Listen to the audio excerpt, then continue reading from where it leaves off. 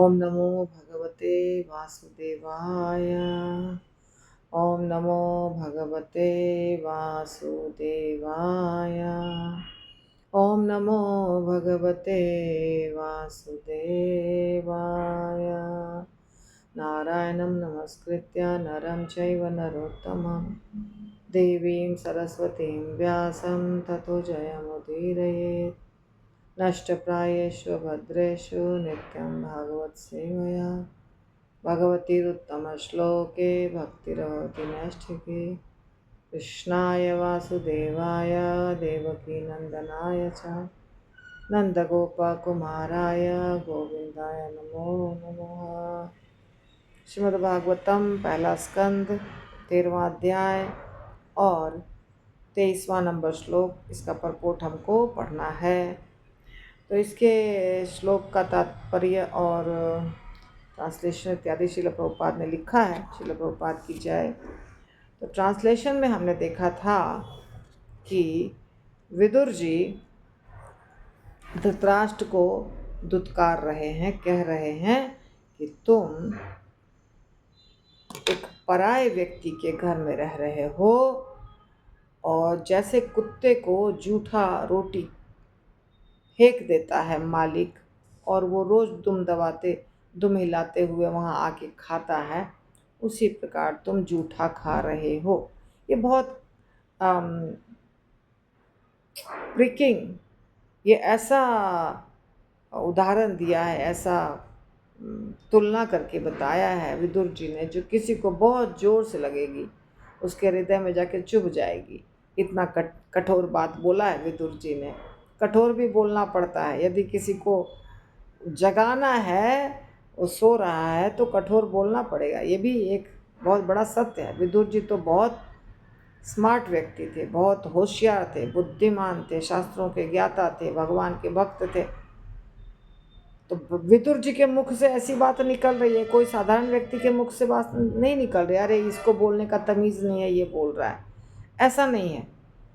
विदुर जी बोल रहे हैं, तो विदुर जी से तो आप ऐसा नहीं उम्मीद कर सकते हैं कि वो कोई नासमझी वाली बात करेंगे। पर वो कह रहे हैं कि कुत्ते के समान तुम जूठन खा रहे हैं, आप जूठन खा रहे हैं। जैसे कुत्ता को जूठा फेंक देता है व्यक्ति, अपने प्लेट का खाया हुआ जूठा, वैसे आपको भी दे रहा है युधिष्ठिर, और आप उसके महल में रह रहे हैं।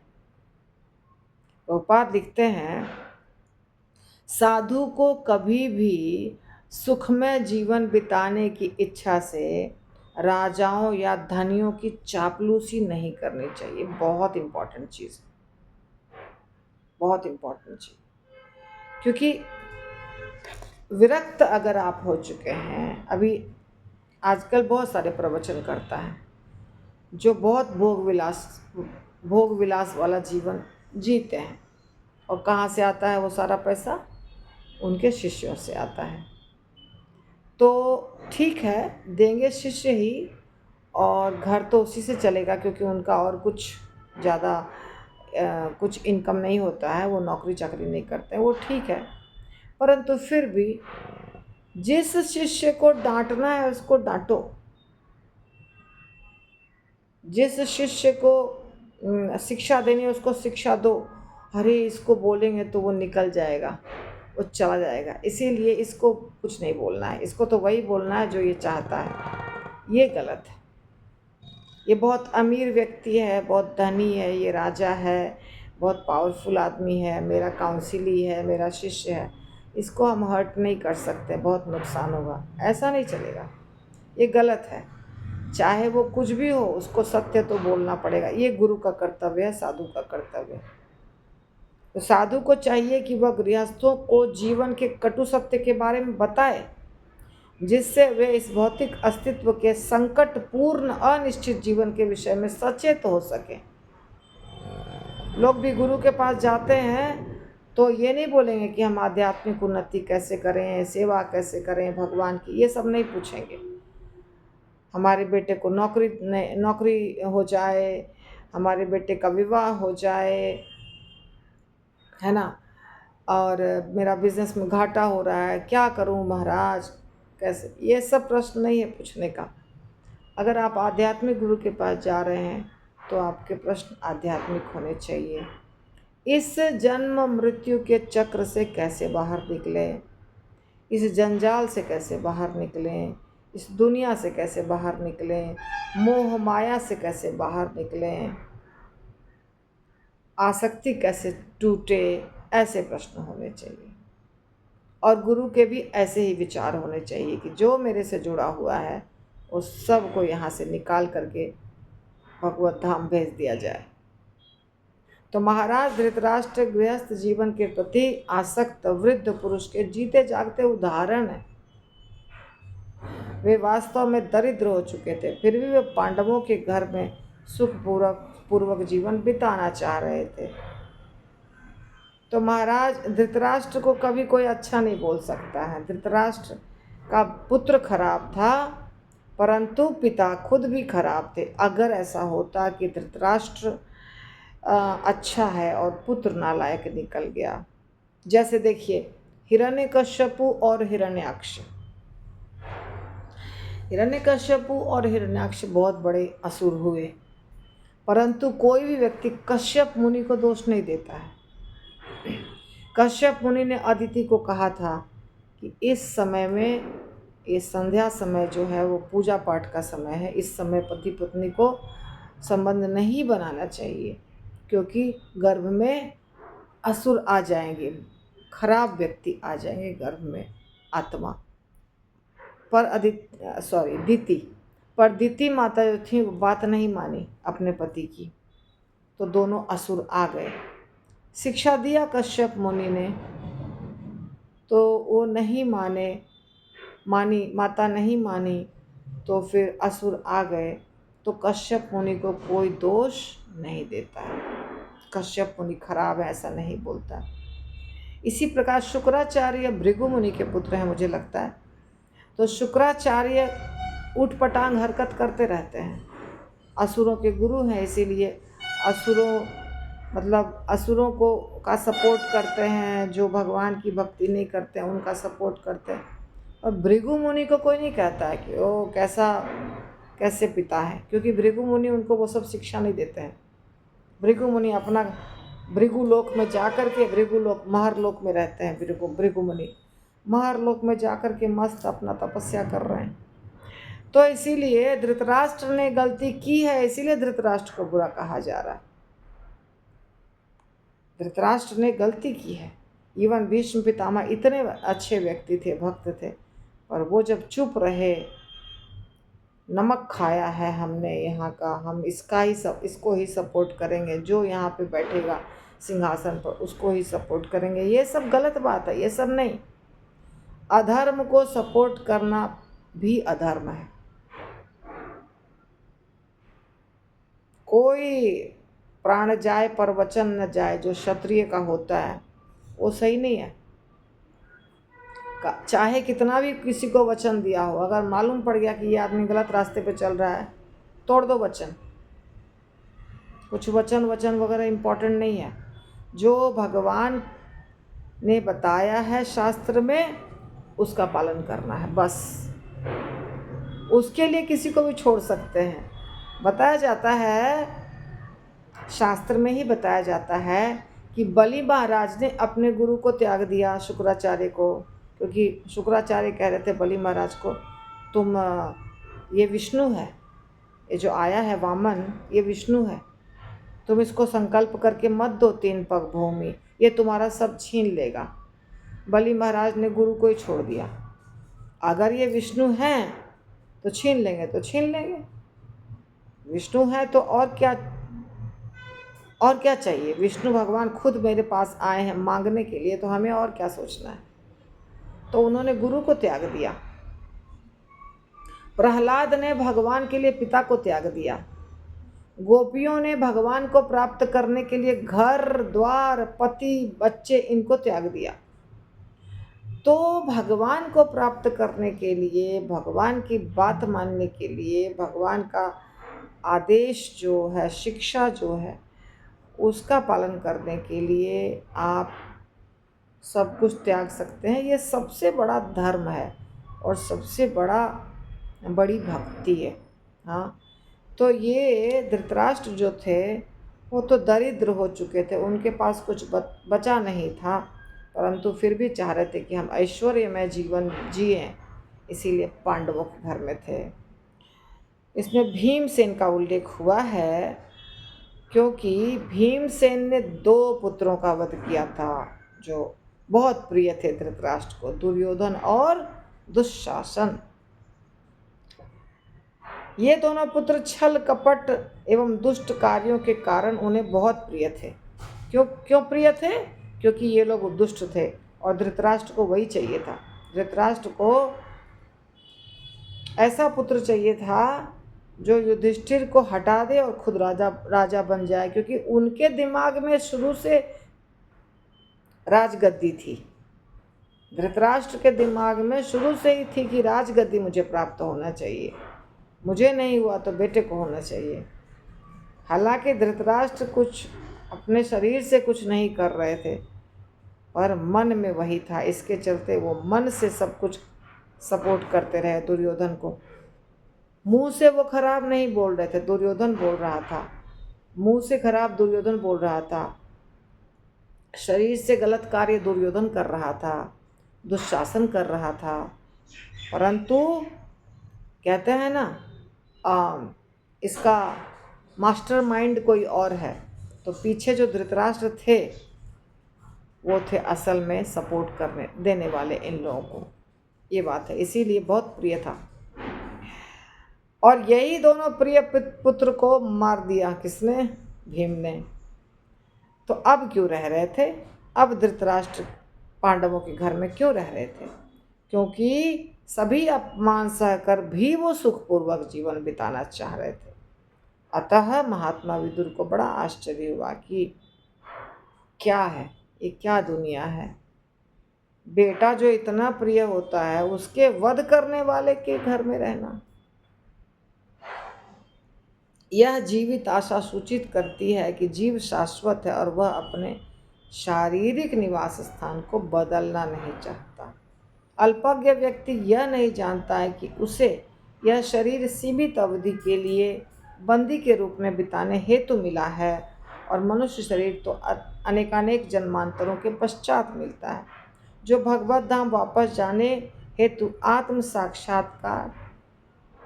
साक्षात्कार का सुअवसर है। लेकिन महाराज धृतराज जैसे व्यक्ति लाभ सहित सुखी रहकर जीवित रहने की योजनाएं बनाते हैं, क्योंकि उन्हें वास्तविक ज्ञान नहीं होता। तो अल्पज्ञ, बार बार भगवान भी कहते हैं अल्पज्ञ, प्रभुपाद भी कहते हैं अल्पज्ञ, जिसको कम ज्ञान है, जिसकी बुद्धि विकसित नहीं है। बुद्धि सबकी समान रूप से विकसित नहीं होती है। सब दिखते हैं मनुष्य जैसे, पर सबकी बुद्धि एक जैसी नहीं होती है। कोई किसी की चेतना ऐसी है कि उसको, एक मैंने वीडियो जिसमें कि एक व्यक्ति बोल रहा है, एक जगह पे वेश्या थी, 2 वेश्याएं थी। तो वो देखा कि ये लोग ये वेश्याएं हैं, वो देखा तो वो समाज सेवक होता है ना, वैसा व्यक्ति था, थोड़ा सा वैसा ही चाह रहा था कल्याण हो जाए। तो उस वेश्या को बोला, तुम ये काम क्यों करती हो, चलो तुमको इससे निकल जाओ और तुमको हम कुछ दूसरा काम दिला देंगे। उसने बोला नहीं, हम यही काम में ठीक हैं। तो क्यों करती हो? तो ये जो आदमी है हमको दिया है, ये कुछ फ्रूटी समोसा ये सब दिया, तो हमको यही काम ठीक लगता है। तो देखिए उस स्त्री की चेतना को देखिए, उसकी चेतना कहाँ है। वेश्या का काम करेंगे क्योंकि फ्रूटी समोसा मिल रहा है। अरे तुम सूखी रोटी नमक खा लो ना, फ्रूटी और समोसा तुमको क्यों चाहिए? तो एक फ्रूटी और समोसा के कारण या कुछ रुपए के कारण वो कुछ भी कर सकती है। चेतना कहाँ पे है उसकी? चेतना का लेवल देखिए, चेतना का लेवल। घरों में काम करती है सब, 8-8 10-10 घर में कोई कोई महिला कार्य करती है, नौकरानी का झाड़ू पोछा बर्तन, और उस पैसे से बच्चे का पेट पालती है, अपना पढ़ाई लिखाई बच्चे का कराती है। देखिए कितना मेहनती है, कितना मेहनत से वो कार्य कर रही है, क्योंकि हमको अपने जीवन को इम्प्रूव करना है और ईमानदारी से जीवन चलाना है। उसकी चेतना वैसी है। और दूसरे की चेतना कैसी है? हम खुद फ्रूटी पिएं और समोसा खाएं, मगर वेश्या का कार्य करना है हमको। हमको खेत में जाके मजदूरी नहीं करना है। तो दोनों मनुष्य हैं, पर दोनों की चेतना अलग है बिल्कुल। इसी प्रकार जितने भी होते हैं व्यक्ति, उनकी चेतना वैसी होती है। छोटे से चीज़ से बहला के, एक और घटना मैं बता रही हूँ। फैक्ट्रीज़ में बहुत मेहनत वाला कार्य करना होता है, बहुत मेहनत वाला कार्य। तो मैंने सुना है ये बात कि बहुत घंटे कार्य करने होते हैं, तो फैक्ट्री का मालिक उनको शराब देता है, ताकि शराब पी लेगा और शराब पीने के बाद उसको ताकत मिलेगी। ताकत मतलब वो बॉर्नवीटा और दूध नहीं है जो, वो वाली ताकत, पता नहीं कौन सी ताकत मिलती है शराब पीने के बाद। तो उसके बाद वो कार्य ज़्यादा घंटे तक कर सकता है, नहीं तो वो नहीं आएगा कार्य करने के लिए। या गुटखा लोग खा लेते हैं, 10 घंटा कार्य करना है, 15 घंटा कार्य करना है। यानी कि शराब जैसा चीज़ एक आपको दे दिया और आप उसके कारण 12 घंटा 14 घंटा मेहनत कर रहे हैं। चेतना कहाँ है देखिए आप। दूसरे प्रकार का व्यक्ति होता है जो बोलता है कि नहीं, हम मजदूरी करेंगे, हम पौष्टिक आहार लेंगे और हम ईमानदारी से कार्य करेंगे और हम सूखा नमक रोटी भी खा के रहेंगे। बेटर चेतना हो गई, उससे ज़्यादा अच्छी चेतना हो गई। और अच्छी चेतना हो गई तो बोलता है कि हमारे पास नहीं है शक्ति, हम नहीं घर गृहस्थी बसा सकते हैं, हम गरीब हैं, हम ब्रह्मचारी रहेंगे, विवाह नहीं करेंगे, कोई मंदिर में जाएंगे, प्रसाद मिलेगा खाएंगे, मंदिर में झाड़ू लगाएंगे, पोछा लगाएंगे। ऐसे भी व्यक्ति हैं। ठीक है, हम समाज में हमारा बहुत बड़ा पोजीशन नहीं है, लेकिन मंदिर में अगर हमको झाड़ू लगाने से या कुछ करने से हमको भोजन मिल जाता है, कपड़ा मिल जाता है, तो हम वहीं जाएंगे। लेकिन हम क्यों इस कंपटीशन में पड़े? तो चेतना जो है ना, वो सबकी अलग अलग होती है, सबकी चेतना एक जैसी नहीं होती। तो कम बुद्धिमान जो लोग होते हैं, वो इस शरीर का उपयोग नहीं कर पाते हैं। ये शरीर तो हमको किस लिए मिला है? भगवत चेतना प्राप्त करने के लिए। इसमें हमको बांध दिया गया है, आत्मा को शरीर के अंदर बांध दिया गया है। आपको इस शरीर के साथ ही सब जगह जाना है, क्योंकि शरीर तो इसके साथ में है। तो लेकिन मनुष्य शरीर तो बहुत भाग्यशाली को प्राप्त होता है। तो मनुष्य शरीर प्राप्त होने के बाद क्या करना चाहिए, ये जानना अति आवश्यक है। और जो नहीं जानते हैं उनको तो भगवान ने कृपण बोला है, जो उपयोग नहीं करना जानते हैं शरीर का। तो धृतराष्ट्र जैसे लोग, दुर्योधन जैसे लोग, दुशासन जैसे लोग मनुष्य शरीर प्राप्त करके भी उस शरीर का पूर्ण रूप से दुरुपयोग कर दिया, पूर्ण रूप से शरीर को बर्बाद कर दिया, कोई उपयोग नहीं किया उसने। और कैसे सुखी हो जाएं वो चाह रहे हैं, मोटे मोटे गद्दे पे कैसे सोएं, सोने चांदी के बर्तनों में कैसे खाएं, नौकर चाकर कैसे हमको झाड़ू पोछा नहीं, वो क्या कहते हैं, पंखा झेलें। ये इस प्रकार की सुविधा उनको चाहिए। महाराज धृतराष्ट्र दृष्टिहीन थे और जीवन की समस्त विषमताओं के बीच सुखपूर्वक जीवित रहने की आशा लगाए रखे थे। एक तो आंखें नहीं है, आंखें किसी को नहीं दिया है भगवान ने, मतलब कुछ तो पूर्व जन्म का खराब कर्म है। दृष्टि नहीं है तो सोचना चाहिए, दृष्टि नहीं है तो कुछ गलत किए हैं, तो अभी तो अच्छा करें, नहीं अभी भी नहीं अच्छा करेंगे। और महात्मा विदुर जैसे साधु पुरुष ऐसे दृष्टिहीन व्यक्तियों को सावधान करने हेतु तथा शाश्वत जीवन बिताने हेतु, भगवत धाम जाने में सहायता करने हेतु होते हैं।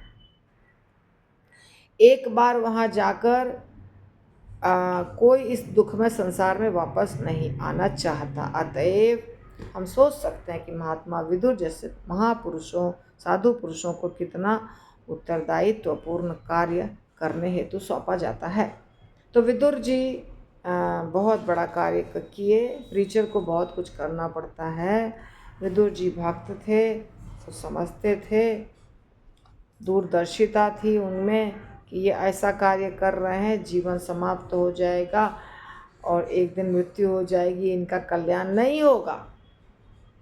तो इनको ऐसा कुछ करें कि निकलें इस जंजाल से, और जहाँ जाएं वहाँ साधु महात्मा, पहले के ज़माने में वानप्रस्थ लेते थे लोग, जंगलों में बहुत सारे साधु संत की मंडलियाँ होती थी, जहाँ जा कर के आपको सत्संग मिलेगा, और सत्संग मिलता था, और सत्संग सुनते सुनते व्यक्ति जीवन समाप्त करता था। तो यही करवाएंगे विदुर जी, और उसी की तैयारी कर रहे हैं। श्रील प्रभुपाद की जय। ग्रंथराज श्रीमद् भागवतम की जय।